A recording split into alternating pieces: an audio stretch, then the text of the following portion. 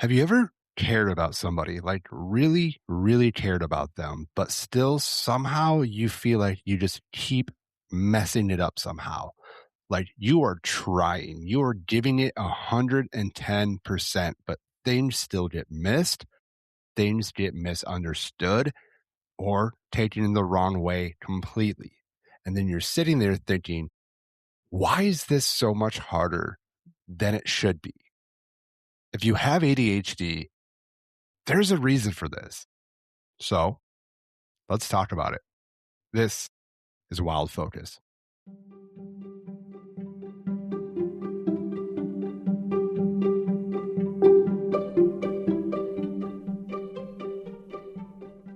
I'm not going to lie. I've been looking forward to this one for quite some time now, and it's probably going to be one of my favorite episodes. And it's because today we're talking about relationships, and we're going to be sticking in the the field of mainly relationships with your partner, but we're also going to talk about friendships as well too, because ADHD does not stay in one lane.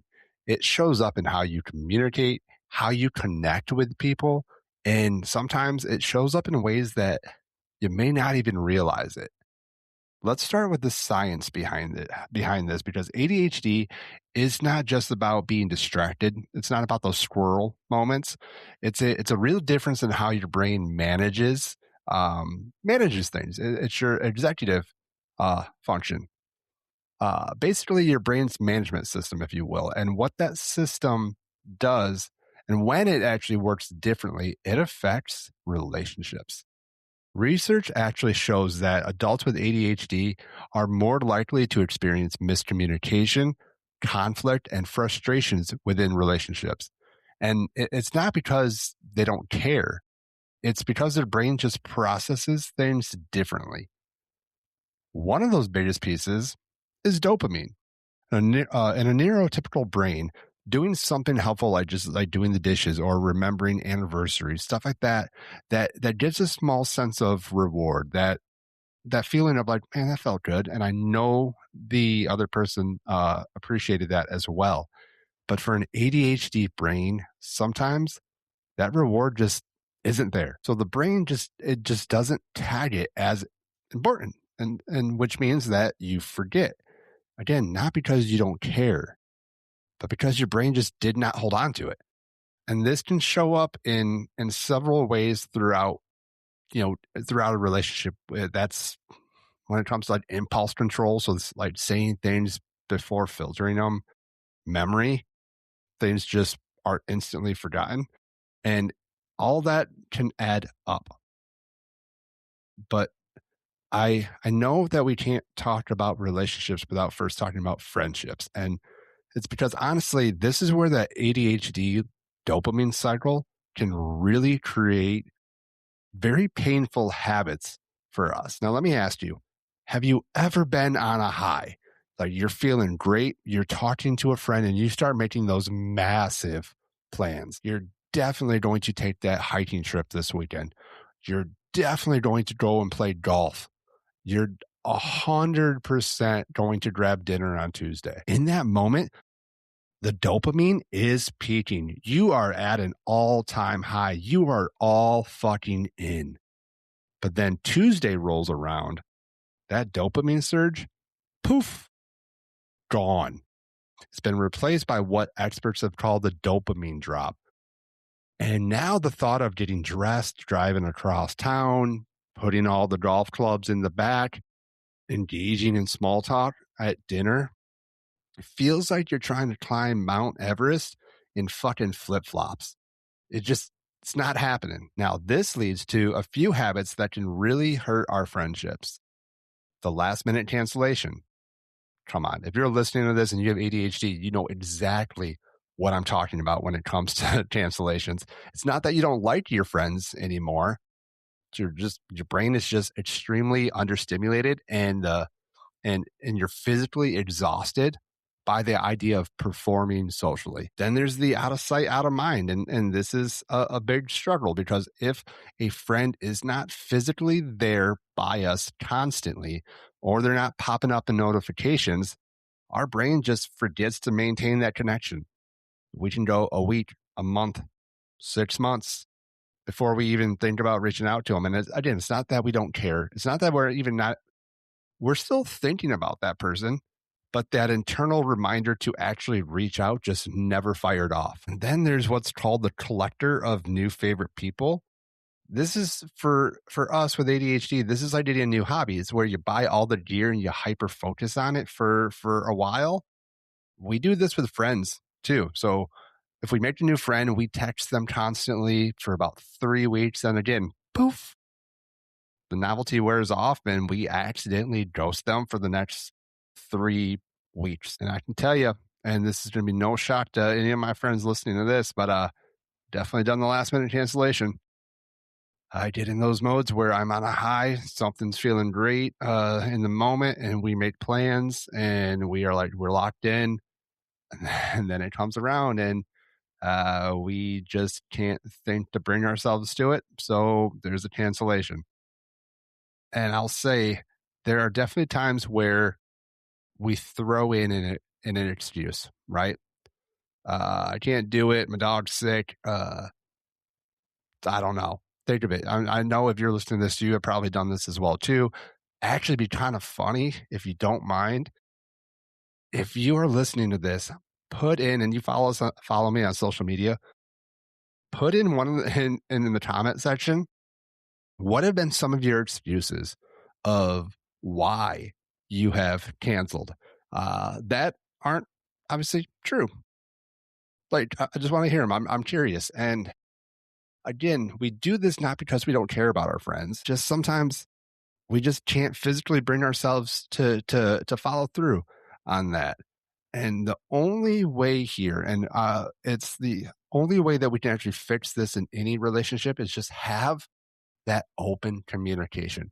If you have ADHD, I know it can get looked down on from time to time, mainly with the older generation, but find a way to be open about your struggles with ADHD. And so when it comes time to make plans or follow through with plans, you don't make up an excuse when you want to cancel.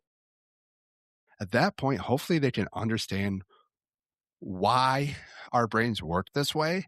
And you can simply say, hey, I'm just not feeling it today. I'm sorry. Can we try something different? There's going to be a few options here that I'll talk about in a second, but I think that open communication and owning the fact that our brains work differently can really limit hurting our relationships with people. Now, if you're the friend of an ADHDer, please know that this disappearance is not a sort of friend demotion by any means. We are not bored of you. It's just our brains are currently unplugged from that maintenance port when it comes to relationships. And if you are the one that has ADHD, stop the cycle of fantasy planning. And this is what I was talking about a few moments ago of things that we can do to really limit these cancellations. So one is simply stop committing to things when that dopamine is 110%, because you're truly setting your future self up for just a massive crash. Instead, we can do things like practice low stakes socializing. Instead of a big dinner or a big weekend trip, suggest something smaller. Instead of dinner, maybe it's a 20-minute coffee date meetup, whatever you want to do. Something that it's a lot harder for your brain to talk you out of a like 20 minutes of your evening versus the entire night. But when we think about friendships and the ones that we've had for a while, we don't start out doing some of this stuff because the other side of ADHD is that it doesn't make things harder. It makes things feel so much more intense. And when we connect with someone, we don't do it halfway. We lock the fuck in and we hyper focus on people. That's dopamine. Newness is a stimulant. So early on, everything feels electric. Call it the honeymoon stage. But over time, that naturally fades. And this is normal, but for an ADHD brain, that shift feels like the floor was dropped out from underneath you. You are going from a high stimulation to calmness. And sometimes without even realizing it, we start chasing that feeling all over again. Sometimes we create tension just to feel something. And this is where relationships can really hit a rocky area and issues start to arise. And it's because with ADHD from the outside, it can look like we don't care, even if that's the furthest thing from the truth. But it can show up in things like interrupting because your brain has already finished their sentence and you're afraid that you're going to lose that thought.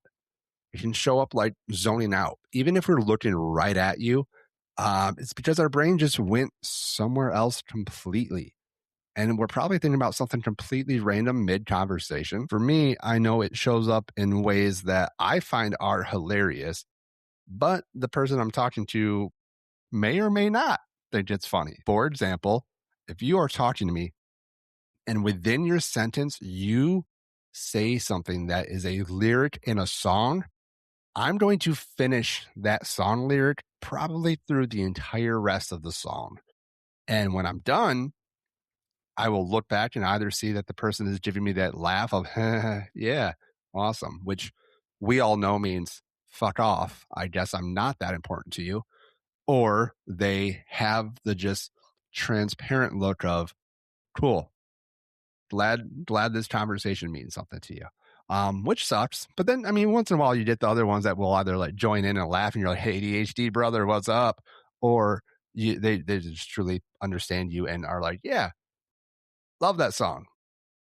Back to what I was saying, that shows up in me in my daily life, I want to say. But when I do this, I it's not that it's intentional, but to them, it feels like they don't matter, which is probably farthest from the truth. Now, I will fully admit, just like everybody else, sometimes we aren't fully drawn into conversations, and that's where more likely I'm going to go off and do this. But there are times where even if it is the most important conversation to me, you say something that like triggers like a memory or a song lyric or anything like that, my brain is going to go there quite often. And I try to do better at drawing myself back in.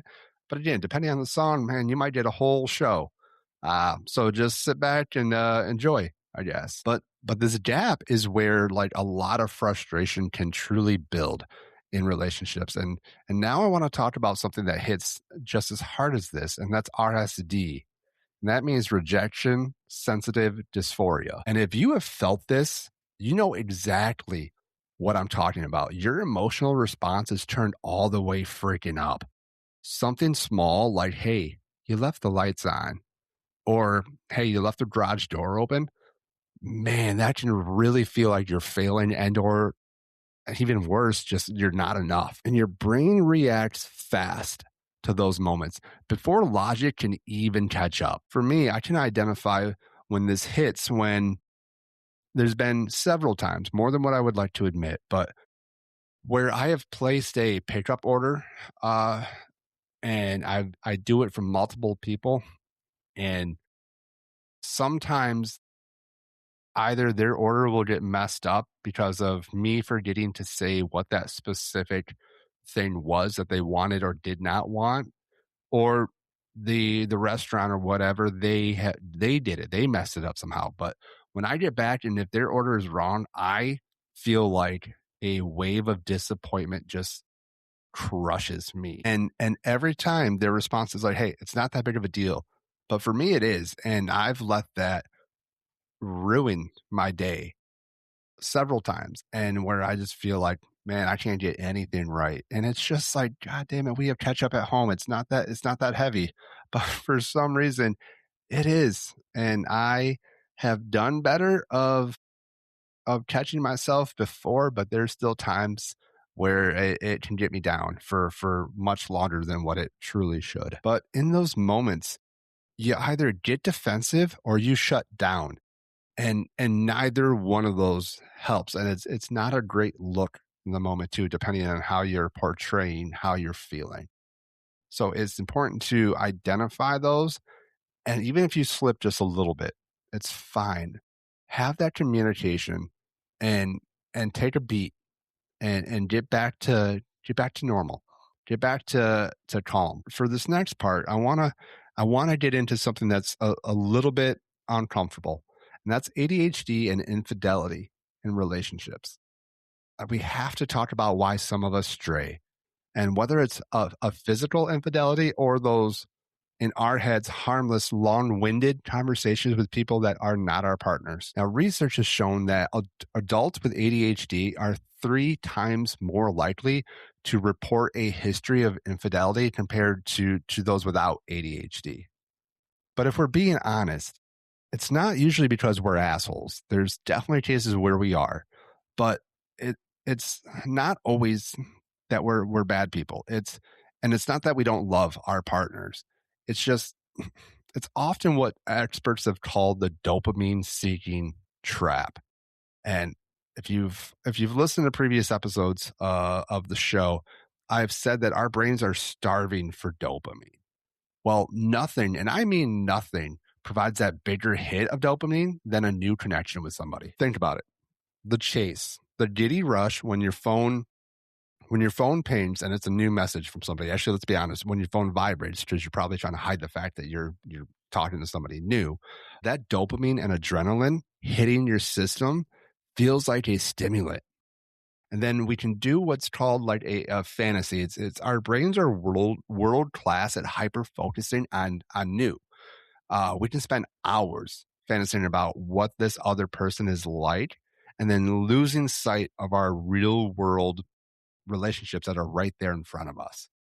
And it's tough to admit, but sometimes like if our partner is not in front of us, we struggle to keep like their emotional needs and feelings present in our minds.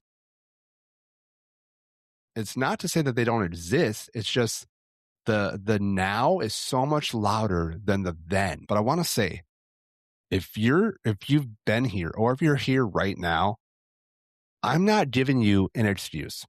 ADHD is an explanation, not a fucking hall pass. There's ownership that we all need to take, and we need to stand by it. But once you realize that your brain is just looking for a fix, you can stop looking for it in other people. You can start to find ways to build novelty into your life, whether that's a new hobby together or a certain date night every single week that you in that moment play that back and forth of this person gets to choose where we go for appetizers, this person gets to choose where we go for our main course, dessert, so on.